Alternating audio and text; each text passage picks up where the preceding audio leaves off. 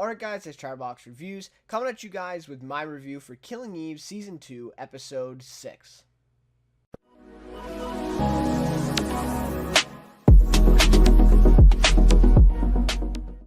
Alright, so I really enjoyed this episode this week. I thought everything just made sense, I thought, and it's just such a nice, way that they're taking the story, mainly with Eve and Villanelle, right? But there was also some great stuff with Eve and Niko that has been in a long time coming, and it almost took what they kind of set up at the end of last week's episode for all of this to unfold this week. And there was just, like, everything was almost, to me, this was almost perfect because, we saw every single character come in and had at least one nice scene for every character where, the things we love about these characters come to the surface and all of those scenes. I don't know. It's hard to describe exactly what I'm trying to get at here, but, just felt like the writing for this episode, I guess, just overall was really great. Maybe one of the best written episodes of the series so far. And I know I keep saying, I go back to that, there has only been 14 episodes now up to this point, but still, I think it was a really good episode. So anyways, of course, we'll get through a little bit of a recap here, try to keep it a bit shorter for this week, and then get to my rating, favorite character, and some more overall thoughts of the episode, and what we will see then next week's episode with the kind of teaser or the promo for next week at the end of this one. If you enjoyed the review, please like and consider subscribing to the channel. Would really appreciate it. And of course, I'd love to hear your guys' thoughts. What did you think of this episode? What do you think we're going to see next week? And we only got 2 episodes left now, so I'm expecting a huge finale just like we saw in Season 1, and I have a feeling that things may twist on their head coming up in the next couple episodes, and we might get a massive surprise, but I don't know. Maybe that's just me. Anyways, love to hear your guys' thoughts as always. So, let's get into this one. So we start off here with, of course, Niko. So, I felt like this was a very appropriate way to begin the episode. I said this, I think, last week, too, when I said, okay, this stuff is happening with Niko. I think this is going to end the relationship, right? I think I said this is going to be what makes him leave Eve, finally, right? And I think they've played on it as we've went on, that Niko's very unhappy. Even Eve, at times we've seen, has been kind of unhappy with the way their relationship is going. Obviously, I think it's fair to say that the majority of the blame lays with Eve. Although Niko, even before this all happened with Villanelle, when the season 1 started, we could see that this relationship wasn't perfect, right? But it did work, and obviously they were both honest with each other. And I think this is really the start of this relationship breaking apart. And so to me, I thought, yes, this is going to be the moment that he leaves her, because if, what else, right? What other moment would do that? So, the start of this episode really surprised me, but then it all came full circle, so I really liked this. Niko comes home in the rain. It was kind of a dramatic scene here that they did with the rain and all that stuff, kind of like The Notebook or something like that, but anyways, so he comes home from his trip right after talking with Villanelle. Villanelle obviously comes clean with them. We know what happens. So, instead of getting necessarily angry at Eve like I thought he would, he seems to be kind of sexually charged in a way, which actually makes more sense a little bit later, the next day. But anyways, so he asks her if she wants him to love her or for him to frighten her, right? Because he just heard Villanelle's story. He knows what's been going on. Not exactly what's going on, but he has an idea, right, of what's been going on between Villanelle and Eve up to this point. And how Eve is somehow kind of attracted to her, or something like that, right? Or that sexual desire, maybe. And so I guess he's playing on this. And obviously in this scene, we know it's the latter, the frightening one, that Eve wants Niko to be, I guess. And that he's just not that, right? And so anyway, so he kind of plays a role here in this scene. Niko kind of picks up on this right after Villanelle told him about the stabbing. And so this is a really interesting scene, and I'm thinking, really? This is the payoff for all the stuff we've got with Eve and Niko so far? This is what it's going to be? Niko's going to change, his kind of, how he sexually pleases, if you will, Eve. And that's just going to be it. But I really like the next scene. And then, of course, really kind of a weird, throws a wrench into things here, with Villanelle watching outside the window, which was really weird. It kind of seemed out of place to me, to be honest. And when I saw Villanelle watching outside, I'm like, oh, is this a dream sequence, right? Like, oh, this isn't really happening. But it wasn't. It was real. So, I don't know. I thought, okay, it's not okay. But it was just felt a really kind of out of place to see Villanelle there watching outside. She's just standing on the front yard in the rain, watching them. Like, she followed Niko all the way home. So, anyways, I don't know. I just felt like it was maybe a little bit out of place, a little bit maybe too far. But then, the next morning, everything kind of came full circle and it made sense. So the next morning, things come back to reality, as I like to say. Niko admits to Eve that he feels sad. He says he feels unbelievably shitty about what happened, right? Not necessarily over the sex, as Eve says, you know, you didn't like it or whatever. So not over the sex, but their relationship as a whole, right? And he says he brings up the fact that she never talked to him after coming back from Paris and has been dishonest with him ever since. And again, building up to this, right? We've been building and building and building to this point in this relationship, and now kind of the whole, house crumbles, right? The whole house falls down here in this scene. So we've been building up to this point. He says he can't do it anymore and he must leave. And I really, really love this line here with the dialogue. Really, really great in this episode, but mainly between Eve and Niko throughout this episode. Eve begs him, right? Don't leave me alone. That's the last thing she says to him, is don't leave me alone. And we see in her eye a little bit too that she actually seems kind of fearful for herself with being alone in that house with Villanelle coming back.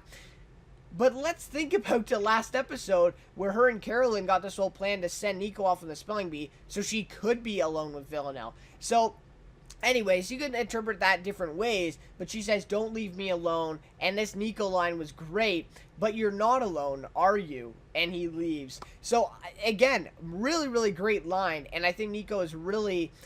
Now, I think he's thought this for a while, what has been happening between Villanelle and Eve, but now, after last episode, he knows for sure. It's almost been confirmed to him now what's going on, and he definitely is not down for it. He's not up for that. So, he decides to finally leave the house. So, I like the way they left this one off, too, because it leaves the door open for more things throughout the episode, as we see, and I really enjoyed the scene where Eve goes to Jem's house, which I'll talk about in a few moments. But anyways, but you're not alone, are you? And she really isn't, right? She has Villanelle at this point, and we also see that she's not really afraid of Villanelle anymore. And so that's a turning point, too, and that just speaks back to don't leave me alone. Well, are you really scared of Villanelle at this point?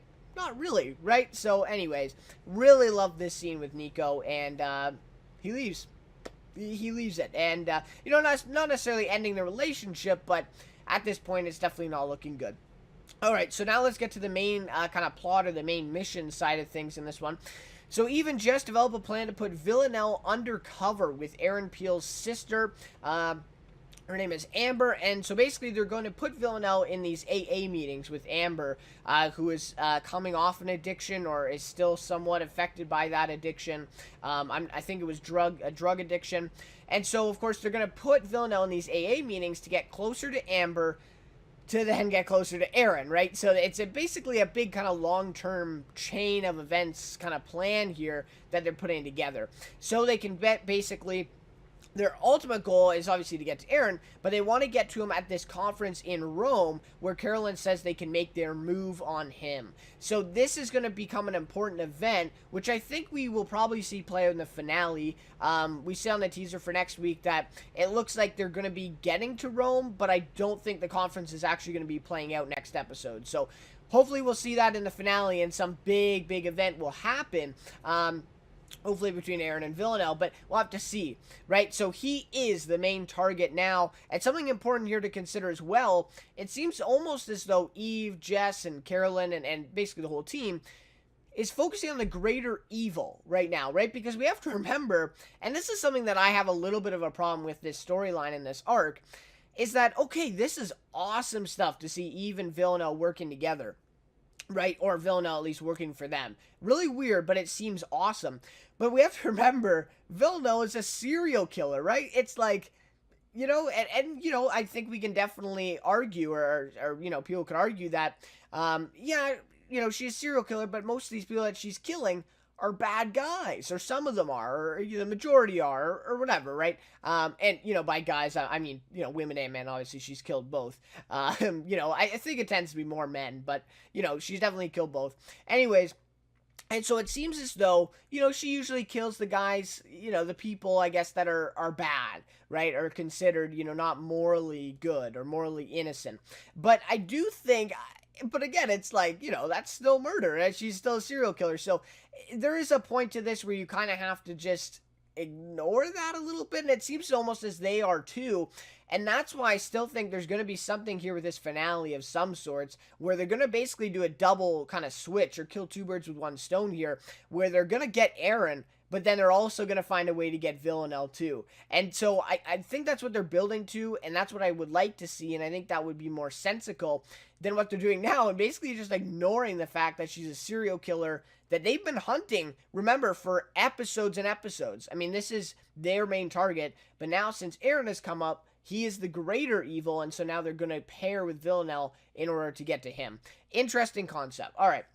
So Eve and Jess go to Carolyn's house and find Constantine. This was awesome, right? Just Constantine answering the door was just great. I like this exchange here too with Eve and Constantine. They definitely are not forgetting, neither of them really are forgetting what exactly happened 3 episodes ago when Constantine made Eve look terrible and abandoned them, right? So, Jess says, we want to make you and Villanelle an offer that doesn't involve killing someone. So that was a really great one too. Interesting, right? They don't usually get these offers. So Eve goes to meet with Villanelle then to prepare for her new mission. Villanelle, we see, tries different accents and personalities until Eve chooses the right one for the task. This was awesome. First of all, just the moment between Eve and Villanelle in this was awesome. But then, and throughout the episode, don't get me wrong, but it also shows us how easy it is for Villanelle to adapt these different personalities. And I think that's an important thing. We've seen her do it before, right, in these scenes, but we've never seen something like this where she switches to 4 or 5 within a minute or so, right, and is able to pull off each of them very convincingly. I mean, and this also speaks to Jodie Comer's acting, of course, and the ability that she's able to put on, first of all, these different accents, right, because she is British, I believe, and her American accent is pretty good. I mean, you see a lot of British actors do a pretty damn good American accent, though, in a lot of shows, right, but anyways, so these different personalities, really great. So they end up picking the kind of ditzy girl, right, from New York named Billy. So she's, I think it was like a bikini model or something like that. Anyways, it was pretty funny. And so they picked Billy. They chose that personality, and that's the way it goes. So then Carolyn tells them that it will be a Moscow Rules mission, as Aaron could be tracking anything at any time, right? So he could be able to hear what they were saying, a video recording of anything they're doing.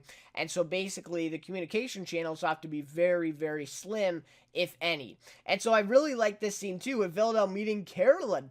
It was just weird, right? This is something that we've never seen before in the show. I don't think these two characters have ever met or even come within, miles of each other, but anyways, just awesome stuff now to see Villanelle working basically for MI6 and Carolyn. It's awesome. And I love the way Carolyn kind of stood her ground here in this scene with Villanelle and saying, yeah, I am the leader or whatever. So I really like that as well.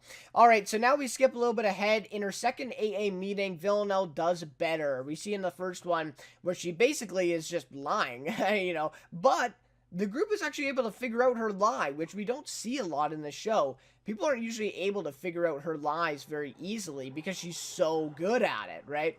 And in this instance, people actually kind of figured it out. People figured out that she was lying. So in this one, it feels like she's trying to be more honest for once, right? Says that she doesn't feel anything and that she's always just so bored, right? So kind of funny, but also kind of emotional too. But just the way she says, I feel so bored. It's, obviously kind of, a little comedic. But anyways, so in this instance, the group bought it, right? The group's, basically wins over the group as well, but mainly Amber Peel. And that was the big thing that she was trying to get at there, where, she's just trying to get through to her. She really doesn't care about any of this group or the dynamic that's going on.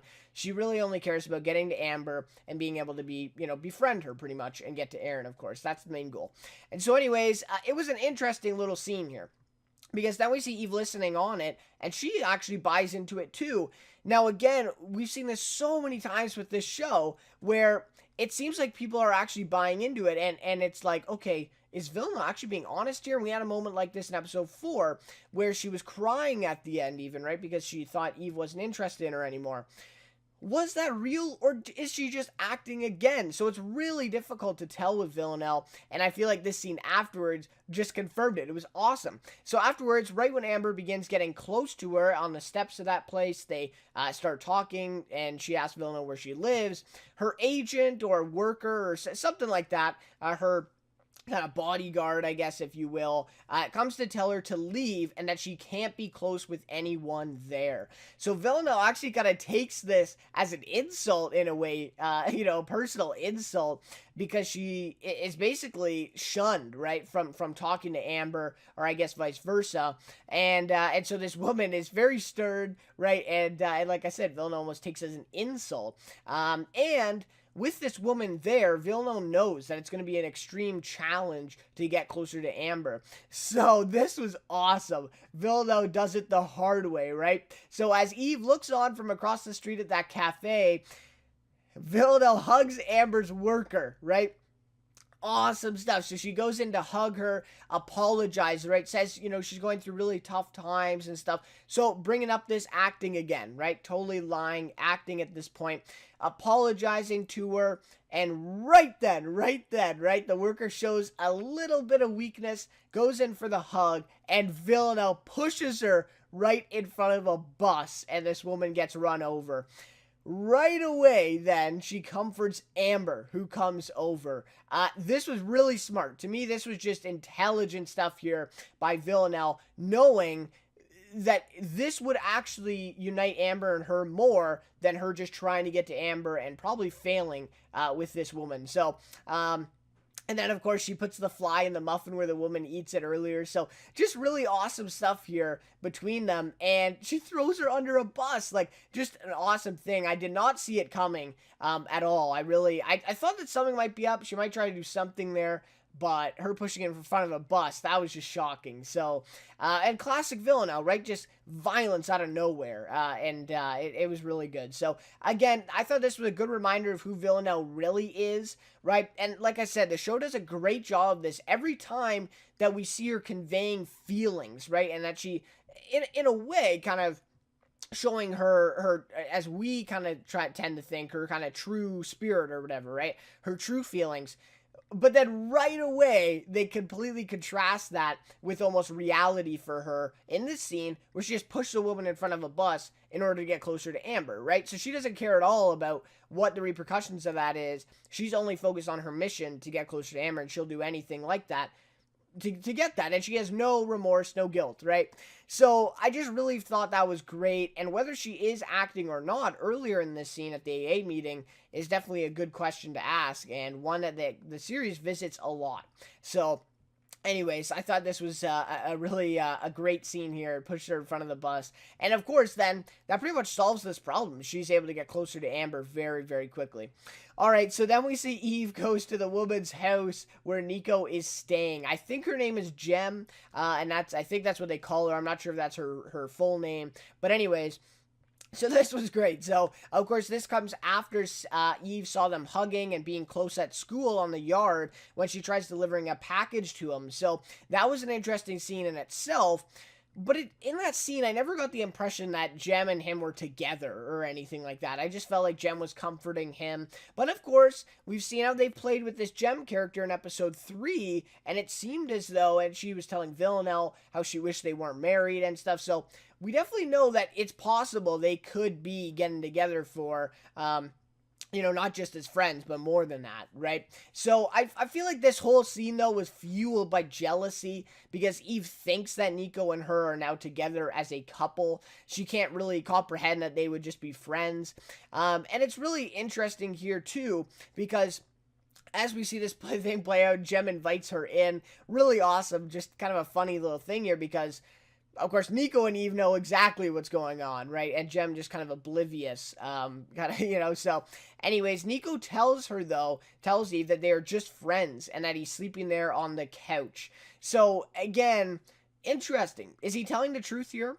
I, I think he is. I honestly think he is. I think she's really fueled by jealousy here, right? And she just automatically thinks they're together, they're a couple, and all this, and just basically causes more trouble, eventually, as Eve starts going through her things in her room and even breaks her music box.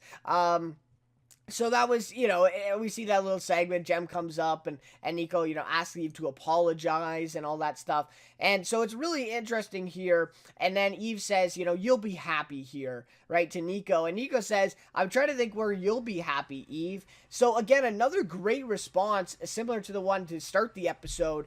Really great dialogue here from Eve and Niko. And a good point by Niko. Where will Eve be happy, right? Where will she be happy, right? And we've seen this many times. Is she happy with Villanelle? She's clearly not happy with Niko, or at least not happy enough. So, really interesting stuff. And I think he is telling the truth. Like I said, I think Niko is telling the truth. I think they're just friends at this point.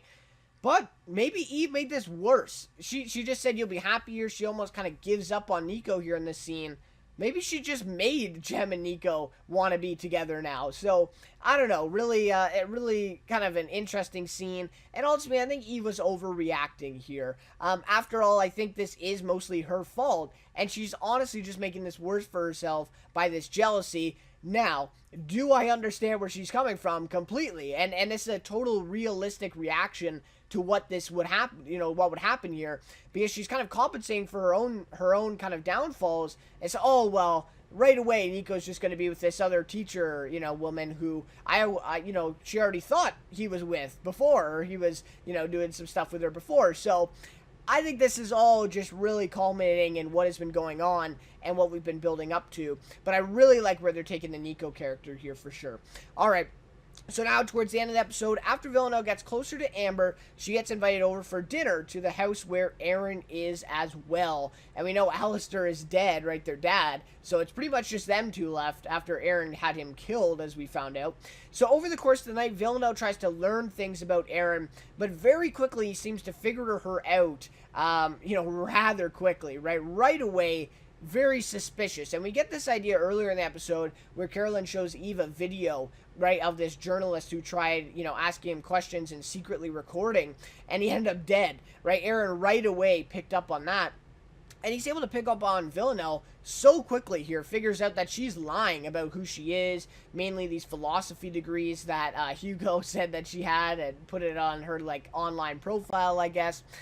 So anyways, it's a definitely interesting kind of dynamic here right away. But Amber is still on her side, we see. And we see this little bit kind of relationship with Amber and her brother. And she's trying to defend Villanelle, even though Aaron has really broke apart her whole story. Really made her out to be a liar and disproved everything she said so far. Amber is still on her side. And so I think that definitely speaks to what Villanelle is really trying to do. So anyways, Villanelle uses this then as, uses that Amber is still on her side as kind of fuel for getting back at Aaron, right? So she calls Aaron a bully and ends up smacking him in the face with his book. That was awesome, right? So I really liked that scene. Of course, it was really satisfying because he was a total jerk in that scene and really kind of an unlikable character so far in Aaron Peel for sure, right? But anyways, so she smacks him in the face with the book and leaves. But to me, and then we got this little thing where, he says, my nose is bleeding. Just a really awesome and kind of funny little thing there. And again, really satisfying. So Eve thinks the operation is over at this point, back in the truck. She says, well, I guess it's over, right? Because now Villanelle just pissed off Aaron, smacked him in the face with a book, right? This is not going to go anywhere. But the main thing here is Amber seemed to have appreciated it. She actually was still on Villanelle's side even after she just smacked her brother with a book in the face. So I think this may even bring them closer than what they think it will. And again, really speaking back to Villanelle's efforts here and being able to kind of sympathize and get on Amber's side of things rather than Aaron. And she doesn't even try to please Aaron here, right? She just smacks him over the head with a book. So anyways, I think that's an important part too. It's definitely not over, right? Because Villanelle has been able to relate with Amber and been able to get to her and get a little bit closer. So Anyways, then we see some awesome sequences I just want to mention here with Constantine and Eve in the truck. This just awesome stuff. Like Constantine constantly eating like popcorn and chips, and just his remarks about Villanelle and her behavior throughout the scene. Just awesome. And then Eve trying to like save Villanelle, doing all this work. While meanwhile, Villanelle swallows the earpiece, right? So that Eve can't communicate with her because she was yelling at her and stuff. So anyways, a really awesome sequence there. Constantine was awesome in this episode, as always. And again, just showing that dynamic between Eve and Villanelle. Eve's always trying to pressure, kind of a control freak a little bit when it comes to her work, at least, and maybe her relationship, you could argue. And obviously trying to control Villanelle and trying to do all this stuff. Well, Villanelle doesn't work that well under pressure and being told what to do. She likes doing her own thing, and she's able to succeed at that. And so I think we see that in this episode, in this sequence, for sure, that Eve is kind of working her too hard, right? And then we see this, where Constantine urges Eve not to go after Villanelle. Leave her be for a little bit. And that was an important part, too, where Constantine recognizes exactly what Villanelle kind of needs and how she probably has become flustered and kind of pressured by Eve here. And so she, obviously he's trying to help her, suggests to Eve it would be a bad idea to go to her right away. So she does leave her alone, and we see Villanelle runs off from the Peel's house and finds herself in a meat restaurant when two girls come in and get food. Very odd sequence here to end off the episode, but kind of interesting too, where she follows them from the restaurant as they walk home in the dark, and eventually she catches up to them, and they're really kind of scared because they think they're getting followed, by someone, and they think they're in trouble, until they see that she's a woman, right? And so right away they kind of let their guard down, and they offer to walk with her in order to keep her safe, right? Strength in numbers, I guess, right? You want to walk together instead of, walking alone in the dark, and it looked like kind of a bad neighborhood too, maybe a dangerous place. With not much, sight and hard to see, right? So anyways, so they think they're safe. They let their guard down. They're like, oh, we'll walk with you. Little do they know who Villanelle is. So anyways, I thought this was really interesting. And then she smiles right as the episode ends. And that's kind of the last visual that we see. What is she going to do with these girls, right? And she kind of like tracks them down. So it almost seemed like this was entertaining for her, or, more satisfying for her to kind of play this role of kind of trying to track them down. But then in the end, like I said, she kind of smiles. So I'm not sure if this was, trying to blow off steam. Maybe we've seen her, be with girls in the past. Obviously, we know that, I think she is bi, right? I think we've seen her with men and women before. So maybe that's what they were doing here. Maybe that's where she's going with this. I don't know. I mean, this is an interesting ending. But anyways, that is pretty much where the episode ends. And we see Villanelle with those two girls. And we'll have to see what happens with those, with that, how that plays out, and what that means for next episode. Alright, so in terms of a rating for this episode, I'm going to give this one a 4.8 out of 5. So I don't think it was quite as good as episode 3, just in the fact that episode 3, I felt like we got a ton of stuff in that episode. Though I felt like maybe this one was the better written episode, just like everything else kind of came together really, really well for this episode. But in terms of kind of entertainment and, fan value, I guess, I'd have to go with episode 3. But anyways, one thing I will say, though, is some things with the Ghost Girl were kind of left open-ended and not brought up in this one. I felt like that cliffhanger at the very end of last episode, where she goes in and the Ghost Girl basically calls her a monster and all that stuff. I just felt like all that kind of went too easy. They got the answer out of the Ghost Girl, and Villanelle did something. But we never got an explanation for that. And I thought in this episode we would get an explanation, or we would see what happened there. But apparently not. So that would be my kind of one problem with this one, where I liked where they tackled Niko right away, because that was the ending of last episode, or the very last scene.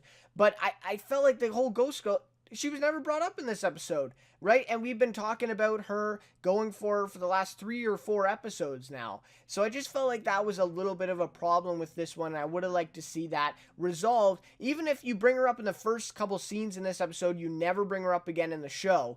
That would be fine with me. But I just feel like kind of sweeping it under the rug and just leaving it there. I would have liked to see that come up and at least be discussed. Anyways, The Eve and Niko dynamic was great in this episode.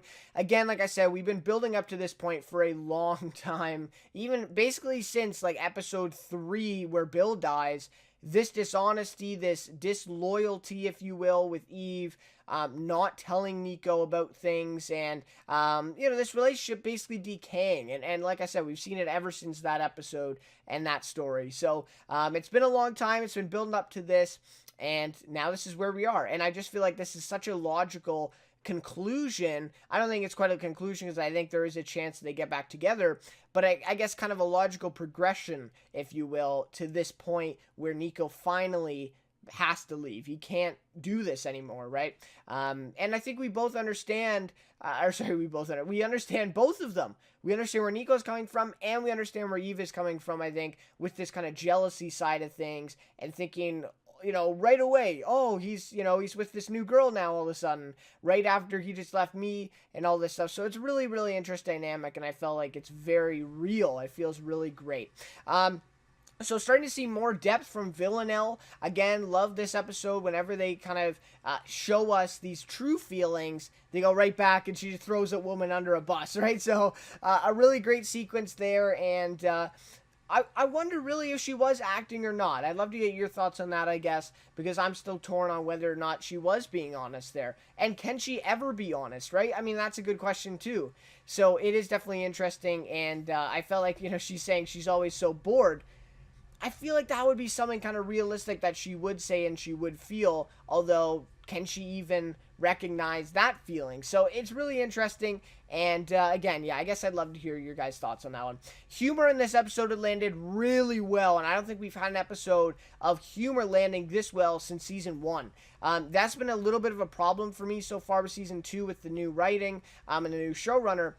The humor for me just hasn't landed as well. It just hasn't seemed as kind of rehearsed, I guess. Some of it just feels a little forced. But in this episode, there were some great humor points in this one. Especially that scene where Kenny comes in on Carolyn Constantina, this new guy, and his face just says everything, and then he just walks out of the room. That was an awesome scene, and just so many others like that throughout this episode. We had a lot of emotion with with Eve and Niko, but so much good humor with Constantine too, and Eve and the truck at the end.